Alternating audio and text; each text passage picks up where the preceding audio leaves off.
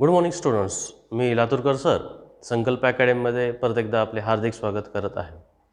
तर आज आपण पाहणार आहोत पार्ट 1.2च्या आधीच्या काही बेसिक कन्सेप्ट. मी तुम्हाला सांगितल्याप्रमाणे पार्ट 2 हे डिपेंड असते कशावर, तर त्याच्या पार्ट 2मध्ये प्रॅक्टिस सेटच्या आधी काही कन्सेप्ट आणि थेरम दिलेले असतात किंवा प्रॉपर्टी दिलेल्या असतात, त्या व्यवस्थित बघितल्या की आपल्याला त्याचा पुढचा जो प्रॅक्टिस सेट आहे तो पूर्णपणे येत असतो. तर त्याचप्रमाणे इथं जो आपल्याला प्रॅक्टिस सेट 1.2 पाहायचा आहे त्याच्या आधी काही थेरम आहेत ते आपण पाहूत आणि त्या थेरमवरच पूर्णपणे पुढचा प्रॅक्टिस सेट डिपेंड आहे. ओके, तर पहिला थेरम आहे बेसिक प्रोपोर्शनॅलिटी थेरम. हा थेरम काय आहे आपण पाहूत. बघा, थेरमचं स्टेटमेंट आहे, if a line parallel to a side of a triangle intersect the remaining sides in two distant points, then the line divides the sides in the same proportion.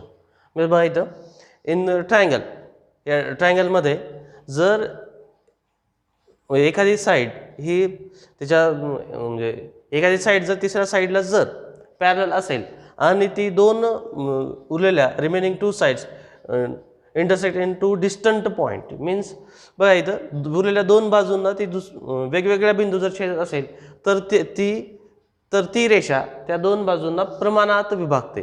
कशामध्ये विभागते? प्रमाणात विभागते. म्हणजे divides in the sides the same proportion. Proportion means प्रमाणात विभागणे. तर प्रमाणात म्हणजे काय असं थोडं समजून घेतो आपण. बघा, समजा इथं 3 आहे, हा 6 आहे आणि इथं 5 आहे आणि हा 10 आहे. म्हणजेच इथं हा जो रेशो आहे, कुणाचा रेशो बघा, हा AP upon PB is equal to 3/6 आणि यांचा रेशो बघा, 3 1 जा 3, 3 2 जा 6, 1/2. आणि सिमिलरली हा रेशो इकडला AQ upon QC is equal to 5/10. म्हणजे 5 1 जा 5, 5 2 जा 10.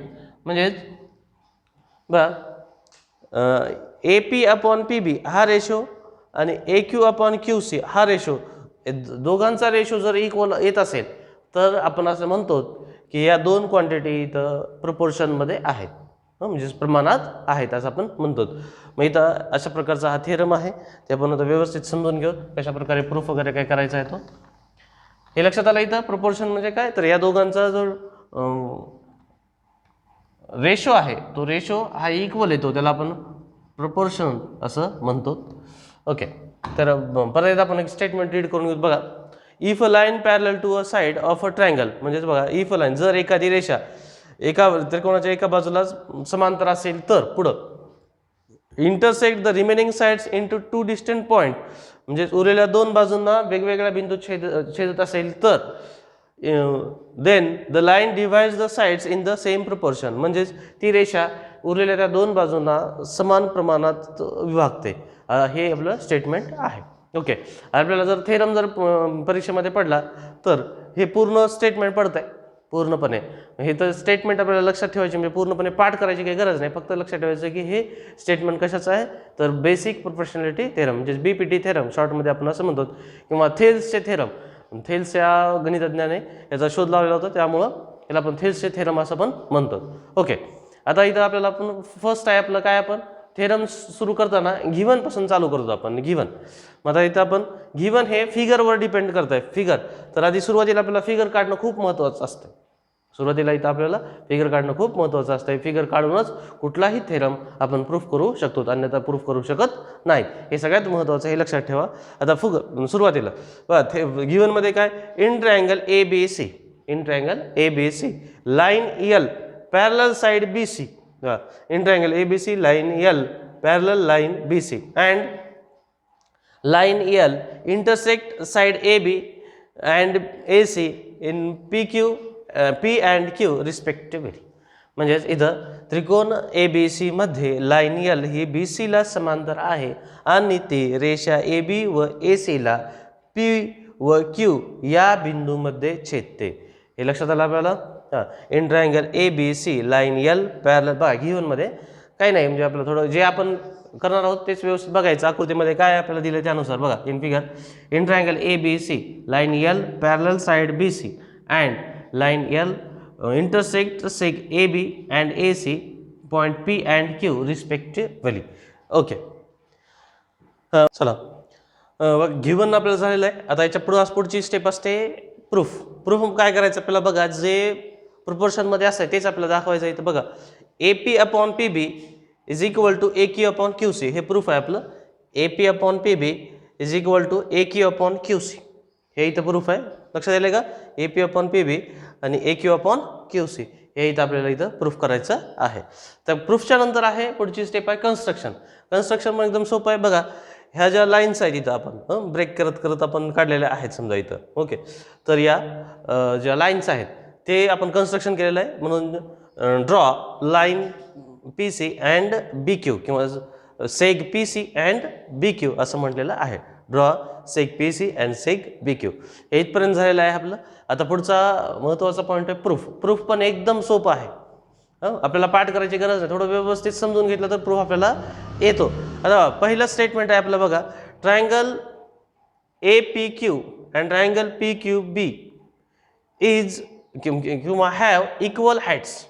APQ and PQB have equal heights, या दोघांची हाईट इक्वल आहे. कशामुळे इक्वल आहे ते आपण समजून घेऊ. बघा in triangle APQ and triangle PQB मध्ये आता हे दोन्ही ट्रायंगल आहेत, ह्याचा जो व्हर्टेक्स आहे हा Q आहे. ह्या दोघांचाही हे APQचा असेल आणि PQBचा असेल, दोघांचाही व्हर्टेक्स काय आहे? कॉमन व्हर्टेक्स आहे Q. Q पासूनच हे दोन्ही ट्रायंगल स्टार्ट होतात समजा इथून एक प्रकारे Q. या Q पासून या दोघांची हाईट आपण जर कन्सिडर केली, Q पासून जर दोघांची हाईट जर कन्सिडर केली तर हे दोन्ही इक्वल हाईट्सचे ट्रायंगल्स आहेत, हे लक्षात ठेवा. इथं बघा APQ आणि PQB म्हणजे Q हा इथं दोघांचाही व्हर्टेक्स आहे आणि Q पासून जर त्यांची हाईट जर कन्सिडर आपण केली तर त्यांची हाईट ही इक्वल आहे. Therefore they have equal heights. मग आता आपल्याला माहिती आहे, आपण मागच्या प्रॅक्टिस सेटमध्ये पाहिलं होतं, जर दोन ट्रायंगलची हाईट जर इक्वल असेल तर त्यांचा एरियाचा रेशो कशा एवढा असतो? हाईट इक्वल असेल तर एरियाचा रेशो कशा एवढा? बेस एवढा असेल. कशा एवढा? बेस एवढा. बरोबर आहे. मग इथं बेस कोणता? APQ मध्ये जर आपण Q हा जर व्हर्टेक्स आपण समजला तर इथं हाईट काय होईल? मग इथं AP आणि इथं काय होईल? हाईटची बेस काय होईल? AP आणि इथं काय होईल? बेस यांचा PB. म्हणजे हा APQचा बेस होईल AP आणि इथं PQBचा बेस होईल PB. ओके, म्हणून त्यांच्या एरियाचा रेशो हा त्यांच्या बेस एवढा असेल. मग इथं AP upon PB. Similarly in triangle APQ and triangle PQC and triangle PQC. आधी इकडले ट्रायंगल घेतले, आता इकडले ट्रायंगल आपण घेत आहोत. मग आता इथं जर व्हर्टेक्स आपण P समजला, इथं व्हर्टेक्स कोणता समजला? इथं P समजलेला आहे. तर या दोघांची ही APQ आणि PQCची हाईट कशी होईल? दोघांची इक्वल होईल. या दोघांची हाईट कशी होईल? इथं इक्वल होईल. म्हणून परत ह्यांची हाईट जर इक्वल असेल तर ह्यांचा एरियाचा रेशो कशा एवढा असतो? ऑब्विसली बेस एवढा. मग आता इथं APQ मध्ये बेस याचा कोणता? AQ आणि PQC मध्ये बेस कोणता घेतलाय आपण? QC. लक्षात येईल का? हा P हा त्याचा व्हर्टेक्स समजलाय.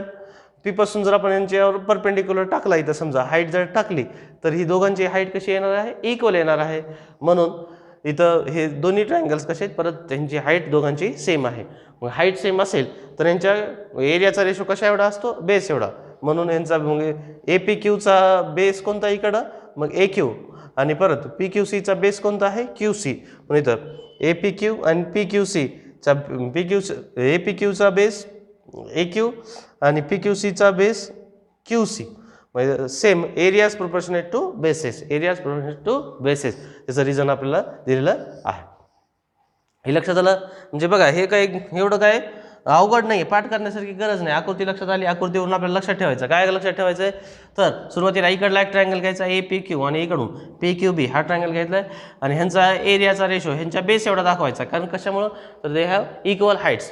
मग इथं ह्याचा बेस AP आणि ह्याचा बेस PB. सिमिलरली आता ट्रायंगलचं नाव तेच ठेवायचं आहे APQ आणि फक्त खालच्या ट्रायंगलचं नाव बदलायला PQC. मग इथं ह्यांचा बेस AQ आणि ह्याचा बेस कोणता घ्यायचा आहे? QC. ओके, मग आता इथं त्याचे रिझन पण दिलेत, एरियाज प्रोपोर्शनल टू बेसेस. मग इथं परत आता इथं बघा आपण म्हटलंय पुढची स्टेप, ही line L parallel BC. Line L म्हणजेच PQ आहे. याचं दुसरं नाव जर आपण म्हटलं तर PQ parallel BC. PQ parallel BC. म्हणून आता इथं एरिया ऑफ तर हे दोन ट्रायंगल तयार आहेत बघा, ह्या दोन पॅरलमध्ये दोन ट्रायंगल्स आहेत. कोणते कोणते? PQB आणि PQC हे दोन ट्रायंगल आहेत. ओके, मग आता थोडं समजून घेऊत बघा. तर इथं ह्या दोघांचाही PQ हा कॉमन बेस आहे. PQ हा कसा आहे? दोघांचाही कॉमन बेस. PQBचा पण PQ कॉमन बेस आहे आणि PQCचा पण इथं PQ हा कॉमन बेस आहे. बट हे PQ पॅरलल BC आणि आपण लास्ट टाइम पाहिलं होतं, म्हणजे याच्या आधीच्या प्रॅक्टिस सेटमध्ये पाहिलं, जर दोन पॅरलल लाईनमध्ये जर दोन ट्रायंगल ड्रॉ असतील, काढलेले असतील, तर त्या दोघांची हाईट ही इक्वलच असते. पॅरलल लाईनमधील दोन ट्रायंगलची हाईट कशी असते? इक्वलच असते. ते आपण लास्ट पिरियडमध्ये पाहिलेलं होतं. हे दोन्ही पॅरलल लाईनमध्ये आहेत म्हणून ह्या दोघांची हाईट कशी असेल? इक्वल असेल. म्हणून बस sec PQ is common base of triangle PQB and triangle PQC and sec PQ parallel sec BC. Hence, triangle PQB and PQC have equal heights. म्हणजे आपण चर्चा केली होती की बघा, ही L पॅरलल आहे BC, म्हणून इथं PQB and PQC हे दोन ट्रायंगल आहेत. बघा परत एकदा बघू, PQB and PQC हे दोन ट्रायंगल, इकडला एक ट्रायंगल आणि इकडला एक ट्रायंगल, या दोन्ही ट्रायंगलमध्ये त्यांचा PQ हा कॉमन बेस आहे आणि परत हे दोन्ही ट्रायंगल पॅरलल लाईनमध्येच ड्रॉ आहेत, म्हणून या दोघांची हाईट पण कशी असते? इक्वल असते. देअरफॉर आता हाईट इक्वल आणि म्हणजेच त्या दोघांची हाईट कशी आहे? इक्वल आहे. हाईट पण इक्वल आहे आणि बेस पण इक्वल आहे. हाईट पण इक्वल आहे आणि बेस पण इक्वल आहे. देअरफॉर इथं area of triangle PQB is equal to area of triangle PQC. हे नंबर 3. ओके, मी आता बघा, एरिया ऑफ ट्रायंगल PQB आणि एरिया ऑफ ट्रायंगल PQC हे त्यांची दोघांची हाईट पण इक्वल आहे आणि बेस पण इक्वल आहे.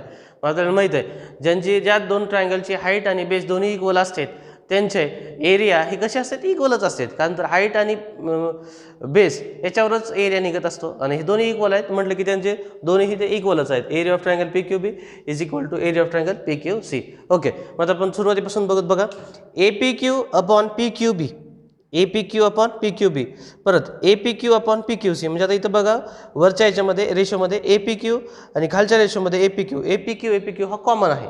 APQ कसा आहे? कॉमन आहे. सिमिलरली आता खाली बघा, इथं काय वरच्या रेशोमध्ये APQ अपॉन PQB आहे आणि त्याच्या खाली PQC आहे. PQB आणि PQC. मग इथं APQ तर कॉमन आहे आणि इथं आपण PQB आणि PQC, इथं बघा PQB आणि PQC हे दोन्ही इक्वल दाखवलेलं आहे. PQB आणि PQC हे दोन्ही इक्वल दाखवलेलं आहे. APQ कॉन्ग्रुएंट म्हणजे इक्वल आहे आणि PQB आणि PQC हा पण एरिया कसा? इक्वल आहे. देअरफॉर मग हे दोन्ही पण रेशो इक्वल होतील फ्रॉम 1 to 3. फ्रॉम 1 to 3 म्हणजे कशामुळं?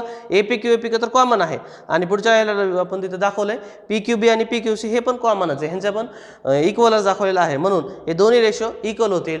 Therefore APQ upon PQB is equal to area of त्रिकोण, area of triangle APQ upon area of triangle PQC हे रेशो इथं इक्वल होतील. ओके, देअरफॉर मग AP अपॉन PB, इथं AP upon PB, आता हे रेशो इक्वल आहेत, हे रेशो इक्वल आहेत म्हणजे हे पण इक्वलच होतील. मग therefore AP upon PB is equal to AQ upon QC. AP upon PB is equal to AQ upon QC from 1 to and इथं 3. हे आपण इक्वल दाखवल्यामुळं 1 to 4 सॉरी, म्हणून हे इक्वल होतील.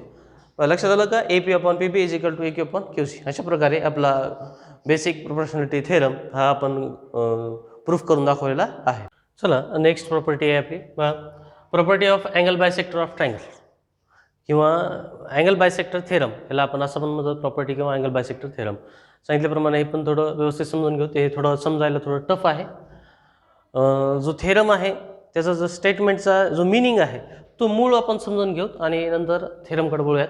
बघा त्याचं मीन काय? The bisector of an angle of a triangle divides the sides opposite to the angle in the ratio of the remaining sides. म्हणजेच आपण इथं दुसऱ्या फिगरद्वारे आपण समजून घेऊ.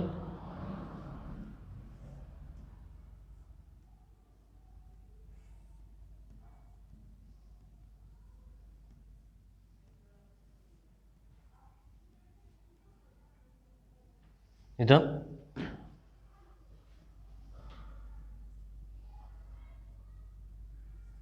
समजा इथं BD is the angle bisector of angle ABC. BD is the angle bisector of angle ABC. तर ही जी प्रॉपर्टी आहे ती प्रॉपर्टी आपण त्या एक्झाम्पल थ्रू आपण समजून घेऊ. हे पूर्ण प्रूफ वगैरे आहे, थोडं हे समजायला टफ आहे. हे समजण्याच्या ऐवजी ते पण तुम्ही समजून घ्या, त्याच्यावरती पूर्ण एक्झाम्पल डिपेंड आहेत आणि नंतर हे पण आपण समजून घेऊ. ओके, थोडं समजण्यास टफ असल्यामुळं मी तुम्हाला ते एक्झाम्पल थ्रू समजवण्याचा प्रयत्न करत आहे. बघा काय म्हणतंय, the bisector of an angle of a triangle divides the side opposite to the angle in the ratio of the remaining sides. म्हणजेच ट्रायंगलमध्ये जर एखादा अँगलचा बायसेक्टर त्याच्या अपोजिट साईडला अशा प्रकारे डिवाइड्स करतो की त्याचा रेशो हा त्याच्या रिमेनिंग साईडच्या रेशो एवढा असतो. म्हणजे आता बघा समजून घेऊ, हा बीचा अँगल बायसेक्टर आहे, अँगल बीचा BD is the angle bisector of angle ABC. मग आता इथं अँगल बायसेक्टर म्हणजे याचा अर्थ समजतो का? अँगल बायसेक्टर म्हणजे बायसेक्टर काय करतो तर त्या अँगलचे दोन इक्वल पार्ट करत असतो. त्या अँगलचे काय करत असतो, दोन इक्वल पार्ट करत असतो. जसं की ABC जर 60 डिग्रीचा असेल, ABC जर 60 डिग्रीचा असेल तर ABD हा 30 डिग्रीचा होतो. त्याचप्रमाणे हा DBC पण 30 डिग्रीचा होत असतो. त्याला आपण अँगल बायसेक्टर म्हणतो. त्याला आपण काय म्हणतो, अँगल बायसेक्टर म्हणतो. त्या अँगलचे दोन इक्वल पार्टमध्ये डिवाइड करणाऱ्या रेला आपण अँगल बायसेक्टर असे म्हणतो. तर इथं रे कोणता आहे, तर इथं BD हा रे आहे. मग BD हा रे काय करतो तर तो त्याच्या अपोजिट साईडला, त्याची अपोजिट साईड कोणती आहे, तर इथं B हा अँगल आहे, त्याची अपोजिट साईड आहे AC. त्याच्या अपोजिट साईडला त्याच्या म्हणजे अशा प्रकारे डिवाइड्स करतो की डिवाइड कुठल्या पॉईंटमध्ये होते, D या पॉईंटमध्ये तो डिवाइड होतो. AC हा अपोजिट साईड आहे, ह्या D पॉईंटमध्ये ती डिवाइड होते. कुठल्या पॉईंटमध्ये, D पॉईंटमध्ये. मग ते डिवाइड होते AD/DC. डिवाइड होते कुठं, AD/DC या रेशोमध्ये डिवाइड होते समजा. तर ती अशा प्रकारे डिवाइड होते की त्या रिमेनिंग जो साईडचा रेशो आहे त्याच्या ती इक्वल होते. ते रिमेनिंग साईडच्या रेशो एवढी होते. रिमेनिंग साईड कोणती कोणती आहे, मग तर इथं ACला सोडून उरलेल्या साईड्स कोणत्या आहेत, AB/BC. AB/BC अशा प्रकारचे याला डिवाइड करते. हा मूळ आहे. म्हणजे त्या थेरमचा जो काय म्हणतो त्याला आपण बेस म्हणतो. थेरममध्ये काय आहे इम्पॉर्टंट थिंग हा आहे की बाबा जर अँगलच्या अपोजिट साईडचा रेशो हा त्याच्या रिमेनिंग साईडच्या रेशो एवढा असतो.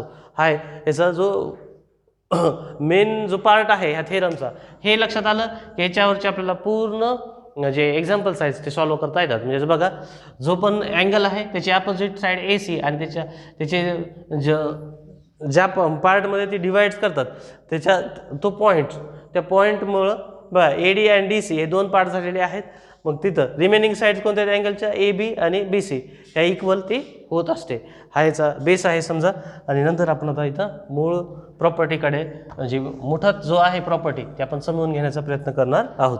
तर थोडं व्यवस्थित लक्ष देऊयात. काय म्हणते बघा सुरुवातीपासून, angle property of angle bisector of triangle. The bisector of an angle of a triangle divides the sides opposite to the angle in the ratio of the remaining sides.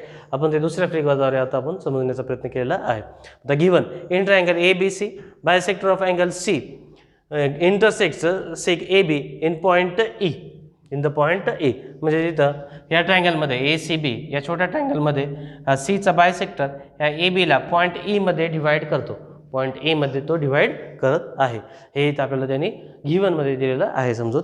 आणि इथं प्रूफ काय करायचं आहे तर बघा हे अपोजिट साईड AE/EB ही equal आहे कशा एवढी तर याच्या रिमेनिंग साईड्स एवढी CA/CB हे इथं आपण प्रूफ करायचं आहे. कन्स्ट्रक्शन केले. कन्स्ट्रक्शन काय केले, draw line parallel to ray CE. म्हणजेच इथं draw line parallel to ray CE, CEला पॅरलल B असा पॅरलल काढलेला आहे की ray passing through the point B मधून ह्या CEला पॅरलल लाईन काढलेली आहे. असं काढलं आहे की extend AC so as to intersect at point D. म्हणजे ACला एक्सटेंड केल्यानंतर म्हणजे वाढवल्यानंतर ती पॉईंट Dला तो इंटरसेक्ट होतो. म्हणजे CE पॅरलल BD हे काढलेलं आहे. थोडक्यात कन्स्ट्रक्शन काय केलं आहे, CE पॅरलल BD हे आपण इथं केलेलं आहे. अशा प्रकारे कन्स्ट्रक्शन केलेलं आहे. मग आता इथं प्रूफ आपल्याला करायचं आहे. प्रूफमध्ये बघा ray CE parallel ray BD, ray CE parallel ray BD, ray CE parallel ray BD हे कन्स्ट्रक्शन आहे. आणि AD is the transversal. AD ही ट्रान्सव्हर्सल मीन्स छेदिका आहे. CE आणि BD हे पॅरलल लाईन्स आहेत आणि ए डी इज ट्रान्सव्हर्सल, म्हणजे ए डी ही काय आहे, छेदिका आहे. मग आपल्याला माहीत आहे टू पॅरलल लाईन्स अँड म्हणजे property of two parallel lines and their transversal, म्हणजे इथं आपल्याला माहिती आहे कुठले कुठले अँगल तयार होतात, करस्पॉन्डिंग आहेत, अल्टरनेट आहेत, इंटरियर आहेत, ते आपण समजून घेऊ. मला इथं therefore angle A C E concurrent angle C D P, बघा इथं A C E concurrent angle C D B हे करस्पॉन्डिंग अँगल आहेत. A C E and C D B हे करस्पॉन्डिंग अँगल्स आहेत. मग आता same A D C E parallel B D and B C is the transversal. इथं नाव taking B C as transversal. आता B C ही transversal घेतली आपण तर इथं बघा angle E C B congruent angle C B D, angle E C B congruent angle C B D, अशा प्रकारचा झेड तयार होतो. म्हणजे झेड तयार झाला की आपल्याला माहीत आहे हे अल्टरनेट अँगल आहेत. झेड तयार झाला की कुठले अँगल आहेत, अल्टरनेट अँगल. हे सी ई सी बी आणि ई सी बी आणि सी बी डी हे अल्टरनेट अँगल इथं तयार झालेले आहेत. E C B and C B D. But आपल्याला त्याने दिलेलं आहे, काय दिलं आहे बघा, हा सी हा अँगल बायसेक्टर आहे, म्हणून angle A C E concurrent angle B C E हे गिवन आहे. A C E concurrent angle B C E हे आपल्याला इथं गिवन दिलेलं आहे. But A C E congruent A C B हे आपल्याला इथं गिवन दिलेलं आहे. सिमिलरली देअरफॉर आता इथं थोडं लक्ष देऊ बघा, हां ई सी बी आणि इथं कॉन्करंट अँगल आहे A C E concurrent angle E C B. आता इथं बघा ए सी ई आणि E C B, A C E आणि E C B, A C E आणि ई सी बी. आता हे दोन्ही अँगल कॉन्करंट आहेत. इथं आपण दाखवलेत हे दोन्ही अँगल कसे आहेत, कॉन्करंट आहेत, म्हणून हे पण कसे होतील, इथं कॉन्करंट होतील. Therefore C D B congruent C B D, C B D congruent C D B from 1, 2 and 3 हे दोन अँगल कॉन्करंट आहेत आणि दोन्ही कॉन्करंट असल्यामुळे हे दोन्ही पण कॉन्करंट होतील. फ्रॉम 1, 2 अँड 3 हे दोन्ही अँगल इथं कॉन्करंट दाखवलेले आहेत. Therefore C B D congruent C D B. इथं आहेत हे अँगल बघा, हे सी बी डी आणि अँगल सी डी बी हे दोन अँगल इथं कॉन्करंट दाखवलेले आहेत. Therefore in triangle C D B, in triangle C B D side C B congruent side C D. आता बघा अँगल कॉन्करंट असतील तर अपोजिट साईड टू म्हणजे opposite side to congruent angle, म्हणजे एकरूप कोनासमोरील बाजू या एकरूप असतील. Opposite side to side opposite to congruent angle, side opposite to congruent angles म्हणजे एकरूप कोनासमोरील बाजू या एकरूप असतात. तर हे कोण एकरूप आहेत, कोणाच्या कोनासमोरील C D congruent C B कोण एकरूप आहेत, म्हणून कोनासमोरील बाजू पण एकरूप होतात. हे लक्षात घेऊ तिथं C B congruent C D. Okay, मग इथं हे इथं आपण ह्याला रिझन देऊ 1, 2, 3 आणि हे 4.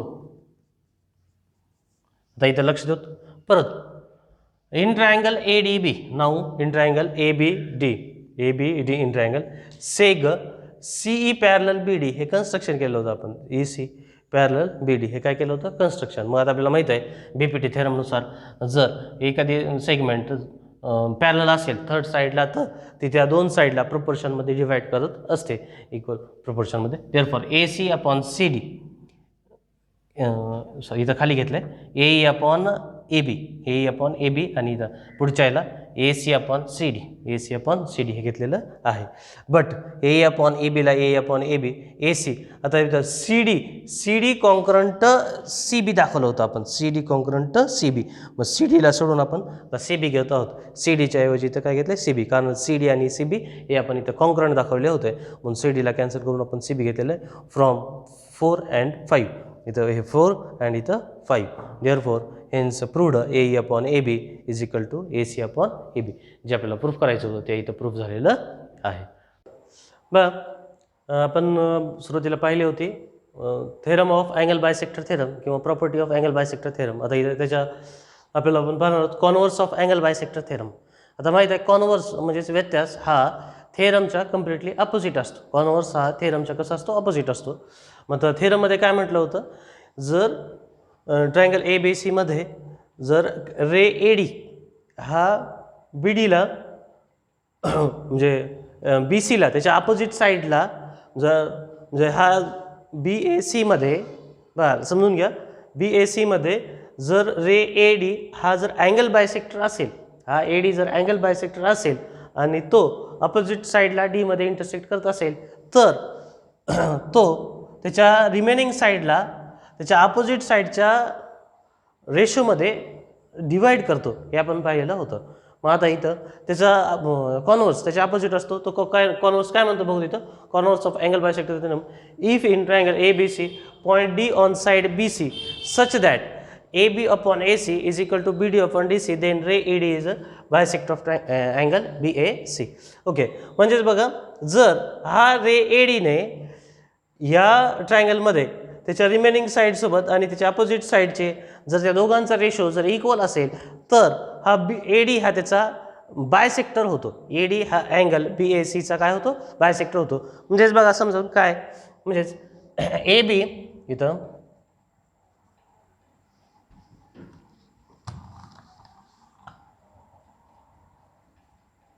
ए बी अपॉन ए सी ह्या अँगलच्या म्हणजे बघा ए डी हा बायसेक्टर आहे आणि ह्या ए डीने ह्या बी सीला बायसेक्ट केलं ह्या डी पॉईंटमध्ये.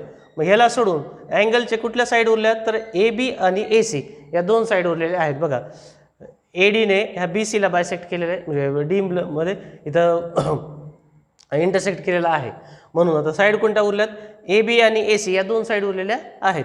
मग इथं हे लक्षात घ्या इथं बायसेक्टर नाही तर इंटरसेक्ट माहिती होतं मला ते उच्चारा माझं बायसेक्ट झालेलं आहे परंतु समजून घ्या की ते इंटरसेक्ट म्हणजेच ह्या रे ए डीने बी सीला ह्या पॉईंट डीमध्ये इंटरसेक्ट केलेलं आहे.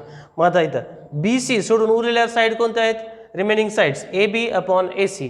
मग यांचा रेशो काय बघा 3/6 इथं 3 1 जा 3 3 2 जा 6 1/2 आणि इथं त्याची जी ज्या साईडला इंटरसेक्ट झालेले आहे त्याचा रेशो बघा B D upon D C is equal to 2/4 म्हणजे 2 1 जा 2 आणि 2 2 जा 4 2 1 जा 2 2 2 जा 4. मग आता ह्यांचा रेशो बघा A B upon A C 1/2 and B D upon D C 1/2 म्हणजे हा रेशो आणि हा रेशो इक्वल आलेला आहे. हा ratio A B upon A C and B D upon D C is equal to 1/2 असं जर रेशो यांचा या दोन साईडचा रेशो या साईडच्या रेशो एवढा येत असेल म्हणजे A D B D upon D C एवढा येत असेल तर इथं हे प्रूफ होतं आहे की ए डी हा याचा बायसेक्टर आहे. ए डी हा याचा काय आहे बायसेक्टर आहे असं आपल्याला म्हणजे पुढे एक्झाम्पल आहेत किंवा याचा बायसेक्टर आहे का नाही. मग इथं हे रेशो चेक करायचे A B upon A C is equal to B D upon D C जर हे रेशो जर इक्वल येत असतील तर इथं हे hence proved ray A D is angle bisector of angle A B C हे इथं प्रूफ होत असते. यालाच आपण काय म्हणतो converse of angle bisector theorem. Okay आपण आता नेक्स्ट ओके आपली नेक्स्ट कन्सेप्ट आहे बघा property of 3 parallel lines and their transversals. Okay property of their 3 parallel lines and their transversals म्हणजेच 3 समांतर रेषा आणि त्यांच्या छेदिका यांचा गुणधर्म आपल्याला पाहायचा आहे.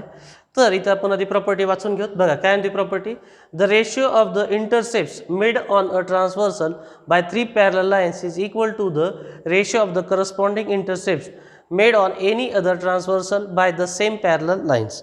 म्हणजेच बघा जर 3 समांतर रेषावर म्हणजेच इथं एल एम एन या इथं 3 समांतर रेषा आहेत जर 3 समांतर रेषावर एका छेदिकेमुळे ट्रान्सव्हर्सल म्हणजे छेदिका T1 म्हणजे ट्रान्सव्हर्सल एका छेदिकेमुळे तयार होणारे इंटरसेप्ट्स म्हणजे ए बी आणि बी सी हे इंटरसेप्ट्स मीन्स आपण अंतरछेद म्हणतो त्याला. इंटरसेप्ट्स यांचं ratio A B upon B C is equal to आणि जर दुसऱ्या छेदिकेने जरी छेदले तर त्यापासून तयार होणारे अंतरछेद म्हणजे intercepts P Q upon Q R यांचा रेशो आणि यांचा रेशो हा इक्वल असतो. ही प्रॉपर्टी आहे. म्हणजे इथं बघा एल एम एन या 3 लाईन पॅरललच आहेत आणि ह्या T1 म्हणजे ट्रान्सव्हर्सल 1मुळं इथं दोन इंटरसेप्ट्स म्हणजे तयार झालेत A B upon B C A B upon B C आणि तसं ए सी पण होतं परंतु तो आपल्याला पाहायचा नाही. समजा A B upon B C A B upon B C is equal to P Q upon Q R म्हणजे हा ए बी अपॉन बी सीचा रेशो आणि पी क्यू अपॉन क्यू आरचा रेशो हा इक्वल होतो.